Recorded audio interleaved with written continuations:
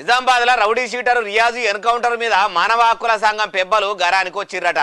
Encounter మీద అనుమానాలు ఉన్నాయి. వెంటనే పోలీసులు వివరణ ఇయ్యాలని హెచ్ఆర్సోలు ఎగిరిత పెడుతుర్రట.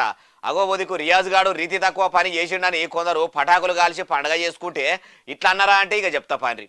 నిజామాబాద్ లో పబ్లిక్ ను ముప్పు తిప్పలు పెట్టిన రౌడీ షీటర్ రియాజ్ ను పోలీసులు ఎన్కౌంటర్ చేసుడు మీద మానవ హక్కుల సంఘం పెబ్బలకు అనుమానాలు ఉన్నాయట. పోలీసులు కావాలని ఫేక్ ఎన్కౌంటర్ చేసినట్టుండ్రా లేకుంటే అసలు ఎన్కౌంటర్ చేసిర్రా? రౌడీ షీటర్ రియాజ్ గాడు నిజంగానే దావకాన్లా కావలి ఉన్న పోలీసుల మీదకి కొట్లాటకు పోయిండా?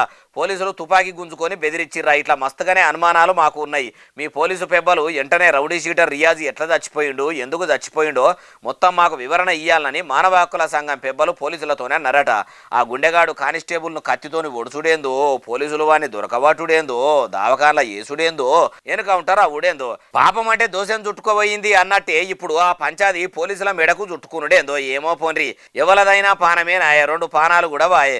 మరి పోలీసులను హెచ్ఆర్సోలు వివరణ అడిగిండ్రు కాబట్టి ఎట్టెట్లా ఎన్కౌంటర్ అయింది, ఎందుకు కాల్వవలసి వచ్చింది కూడా ఎట్లాగో దావకాన్ల చేసి ట్రీట్మెంట్ చేయిస్తుంటే అద్దాలు వలగొట్టి హాస్పిటల్లో ఆగం చేసిండని పోలీసులు చెప్పిండ్రు కాబట్టి ఎట్లాగో దావకాన్ల సీసీ కెమెరాలు ఉంటాయి కాబట్టి ఎన్కౌంటర్ ముంగట ఎత్తెట్లు ఎగిరిండో, రియాజ్ గాని రియాక్షన్లు మొత్తం ఎట్లుండేనో సీసీ ఫుటేజీని కూడా మానవ హక్కుల సంఘం ముంగట పెట్టి పోలీసులు నియతు నిరూపించుకుంటారా అంటే ఏమో ముంగట ఎరకైతుంది అంటారు. ఏముచ్చటిన్నోళ్ళు.